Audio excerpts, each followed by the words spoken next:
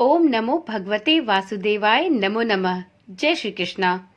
चैत्र माह के शुक्ल पक्ष की पूर्णिमा पर आने वाली चैत्र पूर्णिमा का सनातन धर्म में विशेष महत्व होता है। इसी दिन हनुमान जयंती का पर्व भी मनाया जाता है। हनुमान जी के जन्म की मधुर बेला पर विधि विधान से पूजा अर्चना करने का, नदी पवित्र कुंड में स्नान करने का, व्रत और कथा करने से भगवान बजरंगबली का आशीष प्राप्त होता है। आज की वीडियो में हम सभी चैत्र पूर्णिमा की व्रत कथा का श्रवण करेंगे, जिसका सच्चे मन से यदि पाठ किया जाए तो जीवन में आई सभी समस्याओं का श्री हरि प्रभु निवारण करते हैं। किसी नगर में एक सेठ और सेठानी रहते थे। सेठानी प्रतिदिन श्री हरि भगवान विष्णु की पूरी श्रद्धा से पूजा अर्चना किया करती थी, लेकिन उसका पूजा करना उसके पति यानी सेठ जी को बिल्कुल भी पसंद नहीं था। इसी कारण सेठ ने एक दिन अपनी पत्नी को घर से बाहर निकाल दिया। घर से निकाले जाने के बाद सेठानी जंगल की तरफ निकल पड़ी। रास्ते में जाते समय सेठानी ने जंगल में 4 आदमियों को देखा जो मिट्टी खोद रहे थे। तब सेठानी उन आदमियों के पास गई और उन लोगों से विनती करते हुए कहा कि कृपया आप मुझे किसी काम पर रख ले, मैं असहाय और अबला हूँ। इसके बाद चारों आदमियों को उस औरत पर दया आ गई और उन्होंने सेठानी को नौकरी पर रख लिया। सेठानी के हाथ पांव बहुत ही कोमल थे, इस वजह से काम करते करते उसके हाथ पर छाले पड़ गए। सेठानी के हाथों को देखकर चारों आदमियों ने कहा कि बहन, तुम यह काम छोड़ दो, तुम किसी अच्छे घर खानदान की लगती हो, इसकी जगह तुम हमारे घर के काम में हाथ बटा दो। सेठानी इस काम के लिए तैयार हो गई।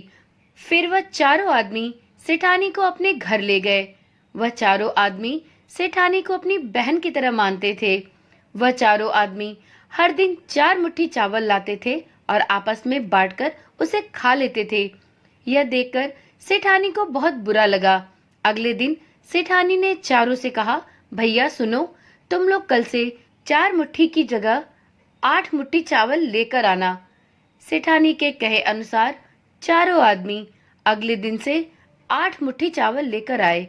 उस चावल को सेठानी ने पकाकर सबसे पहले भगवान विष्णु को भोग लगाया और फिर चारों आदमियों को परोस दिया। जब चारों आदमियों ने उस भोग लगाए भोजन को खाया तो उन लोगों को यह भोजन बहुत ही स्वादिष्ट लगा। उन्होंने सेठानी से कहा, बहन, आज जो तुमने खाना बनाया वह अत्यंत स्वादिष्ट है।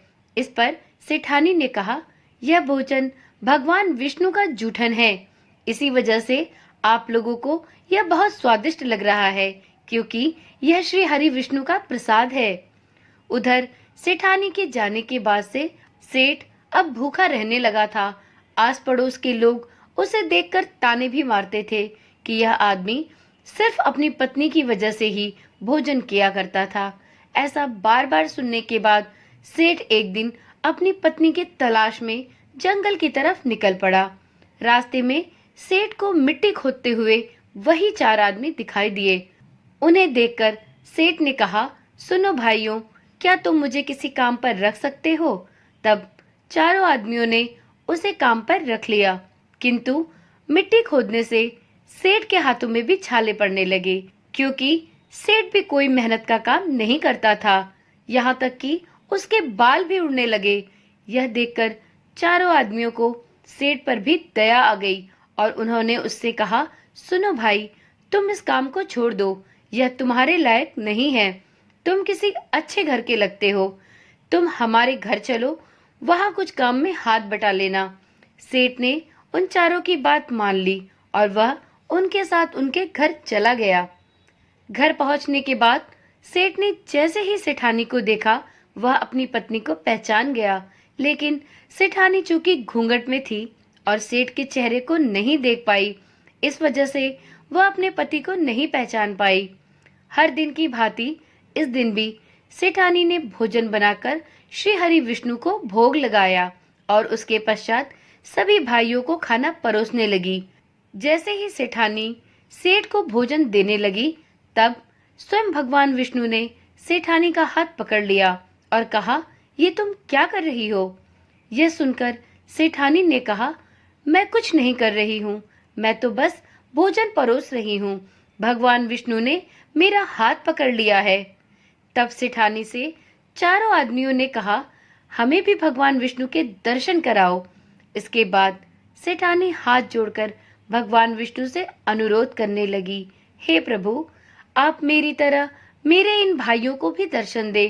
तब भगवान विष्णु वहां प्रकट हो गए। यह दृश्य देखते ही सेठ ने सेठानी से क्षमा मांगी और उसे अपने साथ घर चलने का आग्रह करने लगा।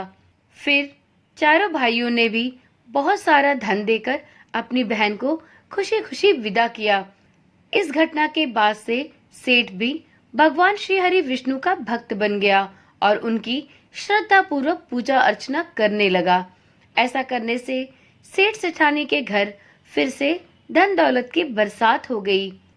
तब से ऐसी मान्यता प्रचलित है कि चैत्र पूर्णिमा के दिन जो भी कोई साधक सच्चे मन से श्री हरि विष्णु की पूजा अर्चना करता है, उसे भगवान श्री हरि विष्णु अपनी कृपा का पात्र बनाते हैं और उसकी सभी मनोकामनाएं पूर्ण करते हैं।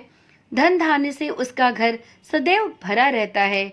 और चैत्र पूर्णिमा के दिन हनुमान जी की जयंती होने से हनुमान जी की पूजा अर्चना भी करनी चाहिए।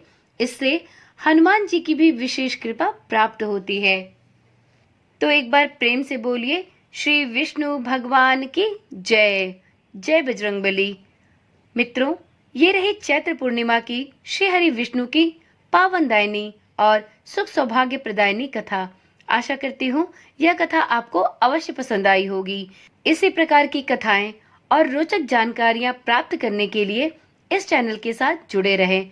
और यदि आपने अभी तक इस चैनल को सब्सक्राइब नहीं किया तो कृपया करके चैनल को भी सब्सक्राइब करें। साथ में नोटिफिकेशन बेल को ऑन करना ना भूलें, जिससे आपको इस चैनल पर डाली जाने वाली वीडियोस सबसे पहले मिलती रहे। तो चलिए कल मिलते हैं। ओम नमः शिवाय। जय श्री कृष्णा। राधे राधे।